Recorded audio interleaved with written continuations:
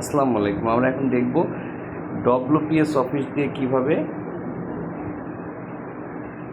ভ্যালুক্যাপ formula use করে report তৈরি করা যায়। এই যে ডব্লিউপিএস অফিস, এটা দিয়ে আমরা এখন দেখব ভ্যালুক্যাপ কিভাবে ইউজ করা যায়। আমরা এটা ওপেন করলাম।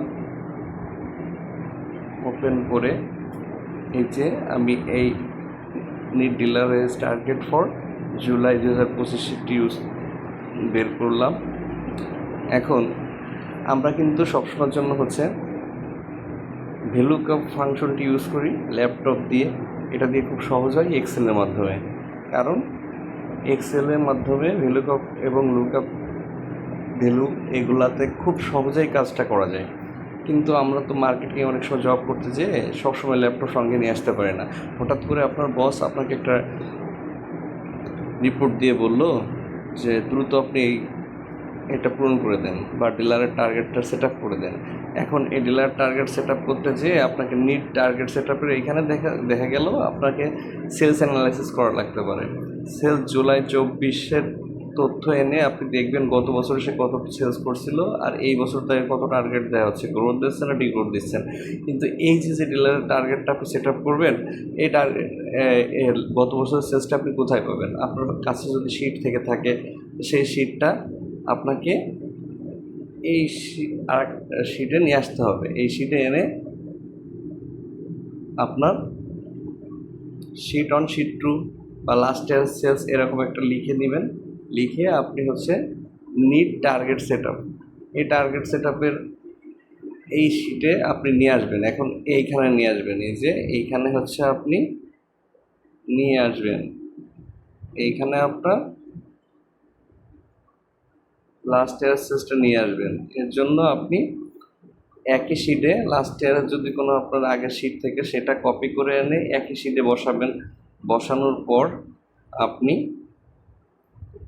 এই যে জুলাই সেলস 2024, এইখানে কিন্তু লাস্ট ইয়ারের সেলসটা আমি নিয়ে আসছি, আমার কাছে ছিল, সেখান থেকে কপি করে এখানে নিয়ে আসছি।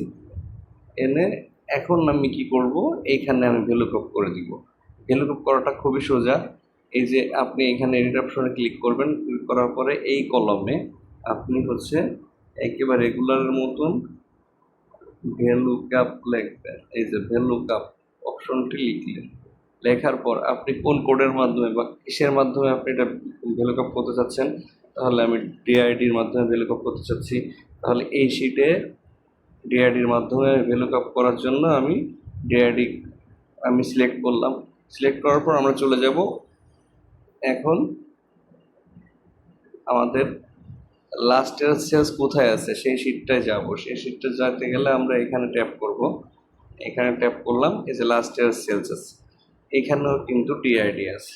তাহলে আমরা এই যে বিটা সিলেক্ট করব, বি কলমটা সিলেক্ট করে দিলাম। দেওয়ার পর আমরা ডান দিকে যে আমরা এইদিকে টান দিব। আমরা এখানে হাত দিয়ে এই যে এইখানে এইভাবে টান দিলাম। টান দেওয়ার পর ছেড়ে দেব। দেখতে হবে 1 2 3 কলমটা আমরা ভ্যালুক্যাপ করে নিয়ে চলে যাব। তাহলে আমাদের এখানে একটা কমা দিব, এখানে 3 দিব। এই যে কলম ডি সিলেক্ট হয়ে গেছে। এই যে এখানে একটা কমা দিয়ে 0 দিয়ে দেবো।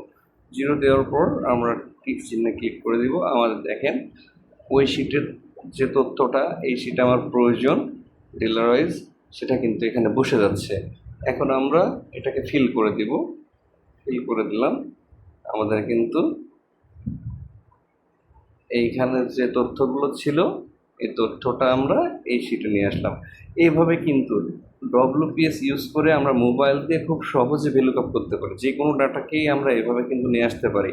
এটা কিন্তু এক্সেলে করতে গেলে অবশ্যই আপনাকে ল্যাপটপ ইউজ করতে হতো, কিন্তু এখানে মোবাইল দিয়ে আপনি যে কোনো জায়গায় বসে এই কাজটা করতে পারবেন।